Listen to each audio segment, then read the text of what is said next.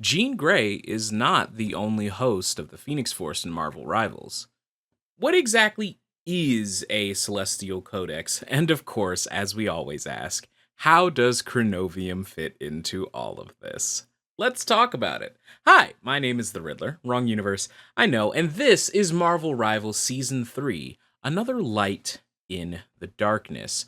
Now, eagle eyed viewers of my channel will immediately think to themselves, Riddler, didn't you have a video named A Light in the Darkness before? And yes, dear viewer, I sure do. It's a video from all the way back in Season 0, and it's the story of our first Klyntar map, where the Guardians of the Galaxy, minus Mantis and Gamora, have a quick clash with the essence of Null to keep him locked in the planet of Klyntar. In the midst of getting overwhelmed by symbiotes, the Guardians are suddenly helped by a floating golden cocoon, namely Adam Warlock.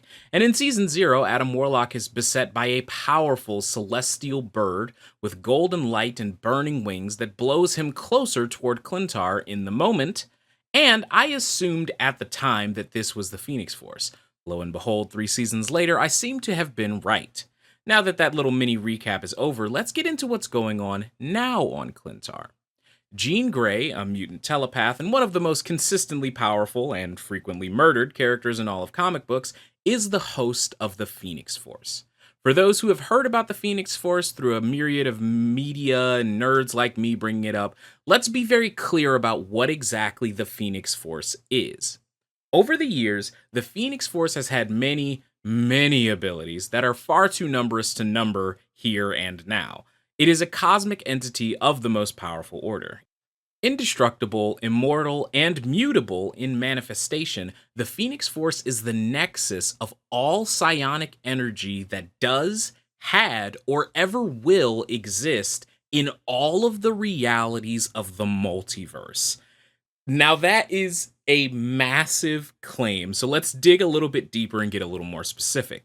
What this means is that any sentient being, any being with the ability to think and thusly create and manipulate psionic energy, has been gifted life through the Pheonix Force. And because the Pheonix Force is meant to represent all of reality, this would technically include us, as our reality is a part of the multiverse.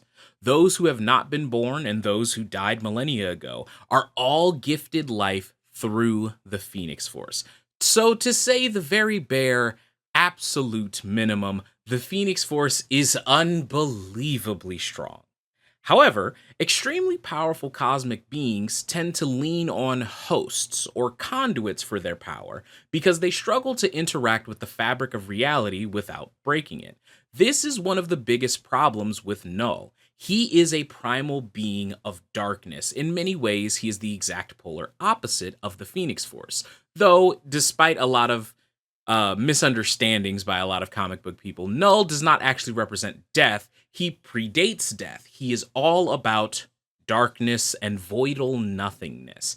And the issue with Null is that he does not play by the same courtesy rules that a lot of the cosmic entities in the Marvel Universe play by. Null has no interest in forcing his power through a smaller being in order to not destroy everything. That's what he wants. He wants to unleash the full totality of his power across everything and wipe existence from existing. And that's why we had to seal him in a planet with a bunch of goo people, because he's going to mess everything up if we don't. So, getting back to the Pheonix Force, the Pheonix Force has had a host of, hosts, but the most synergistic host that she has ever had is Jean Grey. Life, death, and rebirth are what a phoenix does, and thusly, that is what Jean Grey does. So when she is brought to Klyntar with the intention to burn the Dark God Null out of existence with cosmic fury, she's surprised to run into a goddess of death. The newly crowned Queen in Black, Hela, saw an opportunity, bonding herself to Null, and he was quickly rising to his true power, so she took the opportunity to potentially expand her dominion of death over all things if Null has his way. Jean confronts Hela, who, unsurprisingly, turns words into conflict. Asgardian gods are called such for a reason. Their power is quite formidable, but bonding death and darkness together is like peanut butter and jelly. Hela is much much stronger than she should be. And in the exact same way that Adam Warlock cocoons himself, the Phoenix is forced to shelter itself in a Phoenix egg, which you can now see on the new Klyntar map. This egg, of course, radiates fiery energy, and symbiotes do not like fire. This causes a giant rift as the biomass of the entire planet of Klyntar, which is primarily symbiote, begins to shift away from the Phoenix egg. A clutch of the heroes with Jean on Klyntar, because remember, at the end of season 2, some of them go to Klyntar after Adam's vision of Null reawakening. They think this is a very bad thing. In season 0, we shunted Null back to the core of Klyntar so that he would remain in his planetary cage. The whole thing we were trying to prevent in season 0 was Null and Null's power reaching the planet's surface. If the surface becomes thinner because of the Phoenix Egg's presence, it would theoretically make it even easier for Null to rise to the surface. Jean, however, disagrees with the idea put forth by Scarlet Witch and Venom that suggests that the Phoenix Egg should be essentially moved off of the planet. Instead, Jean thinks that the Phoenix Egg should be hatched so it can return to its full strength. The only reason the Phoenix had to retreat is because Jean had to deal with Hela first. She plans to instead, with the totality of the Pheonix Force, aim directly for Null and cut the head off of the snake, making Hela essentially a non-factor. Jean wants to do this and rehatch the egg by harnessing the tremendous chronal energy within a celestial codex, more on that in a different video. As is the case with every season we have of Marvel Rivals, sides are taken and a battle ensues, and in the clash, the Pheonix Egg prematurely cracks and shatters, sending fragments of Pheonix Force across Klyntar. It bonds with various people, which you can see in all the Phoenix skins available in the season's Battle Pass.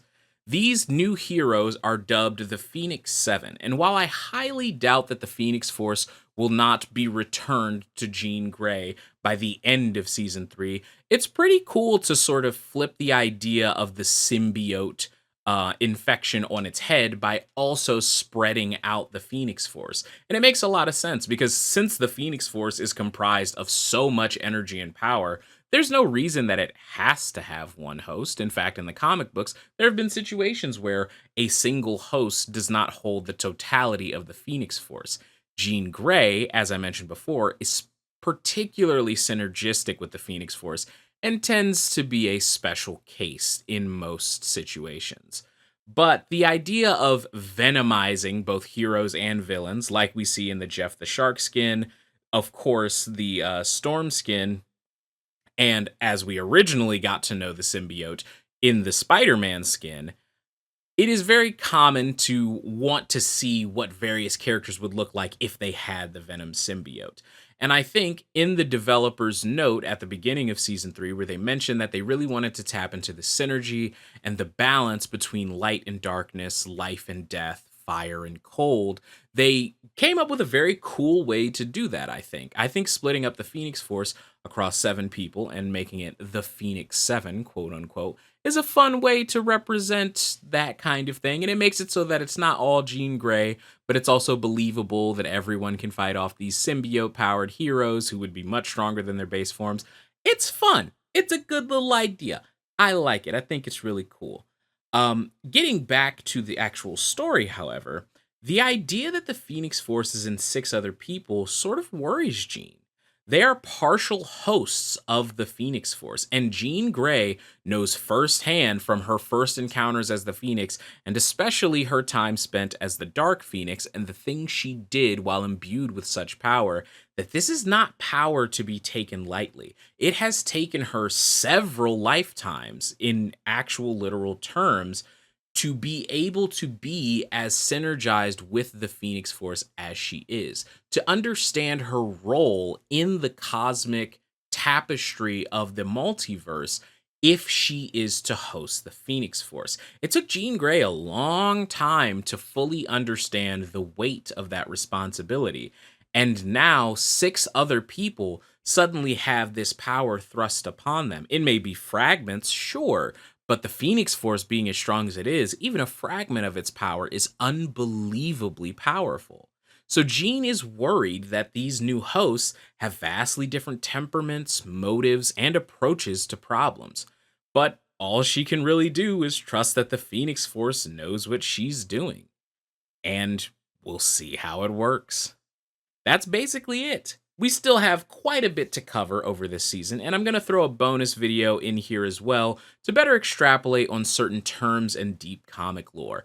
But what have you been thinking of season 3? It's about 2 weeks in. We're getting ever closer to Blade, which I cannot wait for.